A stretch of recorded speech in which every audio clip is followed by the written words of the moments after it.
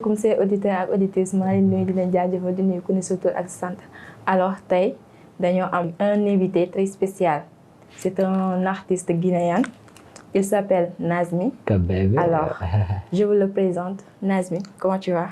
Ça va. maa ngi si jàmm. waaw maa ngi sant yàlla bu baax a baax. est-ce que mën nga présenter wu ñi nga xam pour ñi nga xamante ne xamuñu la. D'abord maa ngi lay rafetlu invitation bi. merci di nuyu ñëpp di nuyu képp kii doom sénégalais kii doomu Afrique ak kii nga xamante tamit xamuma quoi man Nazmi laa tudd tu vois artiste bi soo Guinée. ok merci beaucoup est-ce que mën nga ñu wax tamit sa musique bi ngay kii nii fa nga commencé. En fait ma fii laa commencé. Comme moi je suis sénégalais d'origine Bissau-Guinée tu vois donc fii laa commencé samay premier son tu vois. Certain temps par ma dem Guinée-Bissau foofu laa nekk nii actuellement di préparer sama album bi. Tu vois donc maa ngi fii actuellement jeune genre pour préparer sama album bi pare na ba pare maa ngi fii nii di préparer sama promotion album bi tu vois donc. ok c'est bien donc mën nga ñu wax sa premier son yi naka nga commencé raconter ñu tuuti daal sa jaar-jaar sa parcours. Oui, premier son xam nga rek dafa c'est comme ñëpp la majorité des artistes tu vois parce que yow boo amulee yenn expérience tu vois boo duggee par exemple boo dugg pour enregistrer parfois mun nga di nga am envie mais boo nekkee ci biir studio bi yow kese tu vois déjà da ngay mun nga am benn sensation boo xamante ne sensation de peur la tu vois mais sensation aussi envie de faire quelque chose tu vois. man sensation boobu la amoon quoi dama amoon benn sensation boo xamante ne dama bëggoon def dara tu vois. Donc j'étais à l'aise quand même c'est pas 100% mais j'étais quand même à l'aise tu vois. c'est tous mes sons yi après non la pas bon maintenant ça va. ok donc mun nga ñu wax ban son la ñi koy génne ba muy sa premier son. sama premier son maa ngi c'est carnaval son bi carnaval laa ko tuddoon tu vois. oui genre gumbe laa ko defoon tu vois parce que chez moi on a le gumbe on a le tina on a le broska on a pas mal de choses tu vois donc man dama choisir le gumbe parce que le gumbe c'est le premier style boo xamante moom mooy style dominant bi tu vois comme boo waxee fii ni Sénégal da nga mbalax tu vois. donc chez nous aussi on a différents styles tu vois mais man gumbe laa defoon parce que gumbe moo nekkoon au top tu vois. ok au top. ouais d'accord c'est bien en tout cas mais comme que gumbe wax nga gumbe ak lan nga waxoon noonu gumbe. gumbe am na broska am na tina am na kundere am na kasare tu vois am na y en a beaucoup. y en a beaucoup mais est-ce que mun nga adapter sa style de way kii ni yooyu yëpp. non en fait man trois styles laa gën a dominer tu vois gumbe. y a aussi tina avec zouk afro zouk afro kizomba tu vois. Sinon kabulov ici au Sénégal ñu bëri dañuy wax ni kabulov mais là-bas ñu chez nous on dit kizomba tu vois mais maintenant on joue des afro kizomba comme les dadju les taïk tu vois et les singila tu vois c'est ça maintenant on mélange tout quoi. d'accord on mélange tout. donc après ce son boobu noonu lan nga ressentir ce premier son boobu noonu. non franchement parler j'étais tellement fier de moi parce que.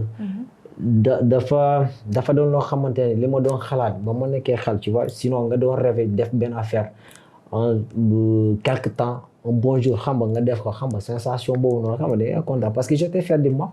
dama dugg xam nga ma def li ma war a def ça va quoi. j'étais tellement allé tu vois ça va quoi. ça va j'étais donc tellement content. c'était un rêve pas une passion.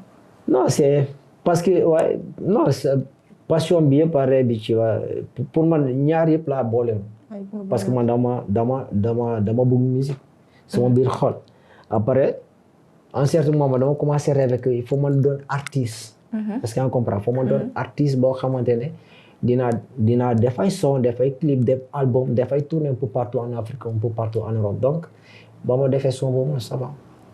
passion la le rêve yëpp ñaar yëpp laa ci boole. ñaar yëpp nga cumuler yooyu noonu nga àndal moom.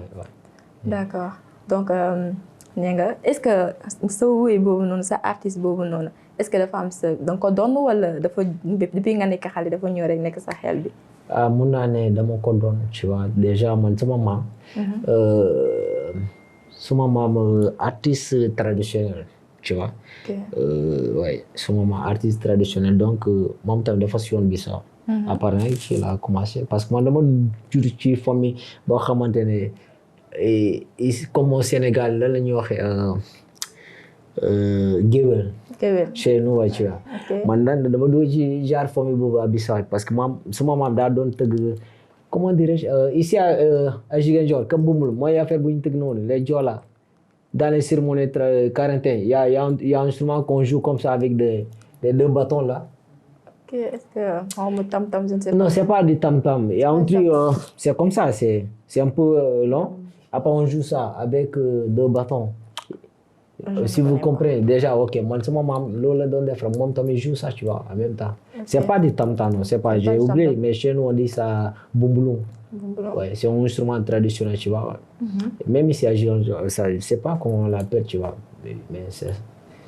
Ok, donc da nga ñëw rek comme que sa maam dafa doon léegi yow tamit nga ñëw nga ne foog nga nekk artiste daal. Non, c'est pas forcément quoi, tu vois. Non, c'est affaire dafa ñëw naturellement, tu vois. Même c'est vrai que moi dama juddoo ci famille boobu noonu. Am naa chance, tu vois. Juddoo ci famille boobu noonu, mais j'ai pas forcé, tu vois. Affaire dafa ñëw naturellement et voilà quoi. On def ko parce que j'ai envie de le faire comme ni ma la waxee au début, am naa passion bi. En même temps, c'est un rêve aussi de faire quelque chose, tu vois. Faire la musique, faire un album, faire des tournées un peu partout en Afrique, en Europe, tu vois. Ok. Depuis combien de temps tu as commencé, oui? Ouais, en fait, bon, nous calculer après 13 ans, 15 ans, comme ça, tu vois. Parce que, donc, mais à un certain moment, nous avons stand-by, tu vois. Dans mon bail. En 2000, dans mon bail, mais, moment où nous avons un artiste. J'ai arrêté d'enregistrer, tu vois. À un certain moment, plus 6 ans, 7 ans, tu vois. Def mon dara comme musique, mais quand même avec des artistes, dans les don gunge. Il y a des concerts un peu partout à Bissau, même ici au Sénégal, dans les offices à Gaï.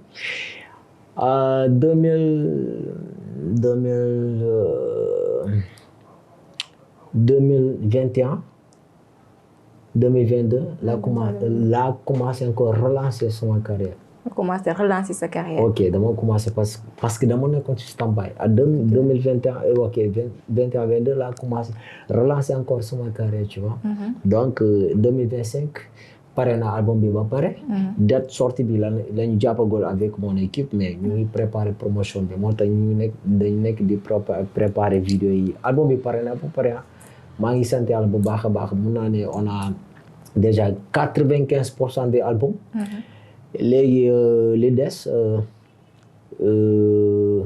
foo ñu toog asuma équipe bi ñu jéem a xool sorti album bi mais pour lu ñu prévoir pour le moment ça sera au mois de septembre fin septembre octobre dañu bëgg génne album bi. dégg naa sa wax nga ne de 2021 2022 nga relancer sa carrière bi léegi avant ak kii nii loolu noonu sa déggantaan nga commencé woy ba nga ne voilà fii nii maa ngi dama bëgg a woy ban année la. C'était 2006. En 2006. 2006 oui. 2006 léegi ouais.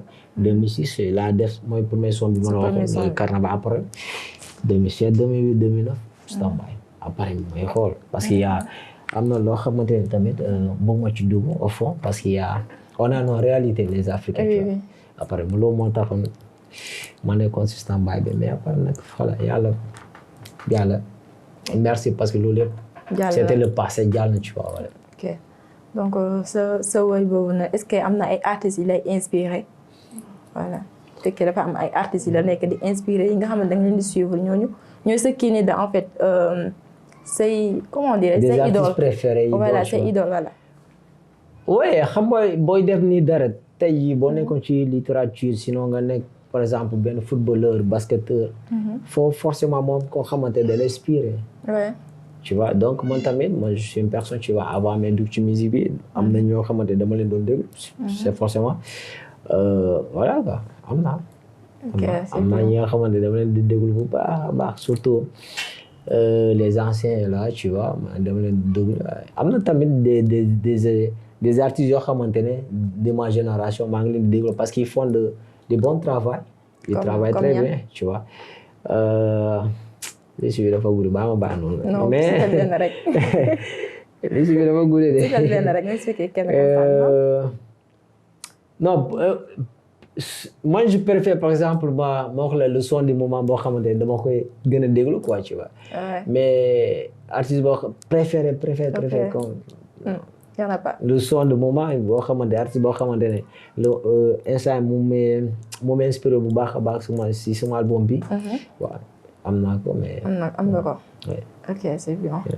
voilà donc dégg naa sa wax et tout mais j'aimerais comme ça nga ne sa carnaval boobu mooy sa premier son bi donc sa Istanbul xaw ma Istanbul boobu noonu bi nga defoon noonu. pause boobu noonu. tu faisais quoi yan activité nga doon def et tout. non activité tu vois d'abord à part activité yi non pas mal parce que man dama nekkoon ci entrepreneuriat bi déjà dama sama activité yoo xamante ne dama ko def Guinée-Bissau ba tey maa ngi koy def donc c'est pas la peine de mais ñi ma jege xam nañ li may def tu vois déjà voilà pour ne pas être parfois il faut nga limiter ci yenn mais bon en fait moi je suis dans la restauration tu vois. Tu fais la restauration à part ça pas mal de choses que je fais avec ça. donc en dehors de la musique tu fais quelque chose la restauration et tout. oui dama am suma restaurant bopp. am naa ñi may liggéeyal. sant yàlla bu baax a baax donc voilà. est-ce que tu peux nous en parler plus si sa restauration boobu noonu. man nag franchement parle du ma la fenn man nekkuma koo xamante ne def naa formation restauration xaw ma ci dara. mais en fait man j'ai envie de faire quelque chose boo xamante ne. su ma toogee fin mois bi maam lu may jëndee crédit. su ma bëggee par exemple déplacer dem par exemple Lindiane maam passe. man loolu moo man dama contacter ñi nga xamante ne mun nañ toog man moo son place par m'investir. ok da ngay investir da ngay ut ñi nga xam ne dañu mën toog wala ngay investir. waaw loolu laa def.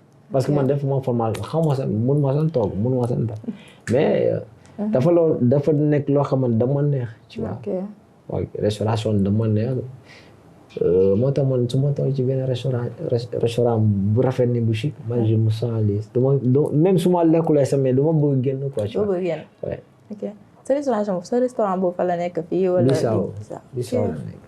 Bissau la nekk. mais réew mais day ndànk petit à petit. ok c'est bien. et à part ça tamit à part restauration je fais des campagnes cajou. ok moi je travaille avec des Indiens. je travaille avec des Indiens ouais. ok c'est bien alors. donc franchement c'était un plaisir de partager avec toi. le plaisir est partagé maman. en tout cas moom maa leen gën a content tu vois parce que déjà lii neex na ma trop. parce que damay permettre man gars yi xam ma. gars yi xam li may def. gars yi tamit au moins ñu mën a am loo xamante ne ci man maa ngi koy def quoi. ouais non c'est la vérité. et ça aussi ça me permet de ma booster sama album bi pour gars yi mun koo. mun ko xam mun ko déglu mun ko partager sur réseaux sociaux. d'accord le plaisir est partagé moom maa leen gën a kontaan maa ngi leen di jaajëfal bu baax. léegi sa dernier mot ngay lancer ñi nga xamante ne lay suivre et tout partout conseil li nga war a jox en fait sa dernier mot. non ñaanuma yàlla wax dernier mot. donc sa dernier mot si émission bi. ci émission ok.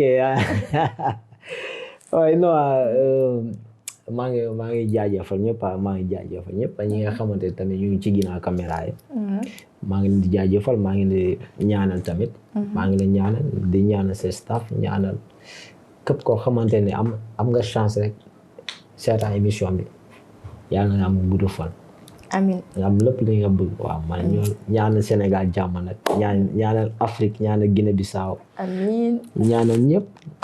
waaw amiin yàlla ñu tamit ñu lay ñaanal. voilà comme ça ce projet yi gën a avancer en fait. amiin.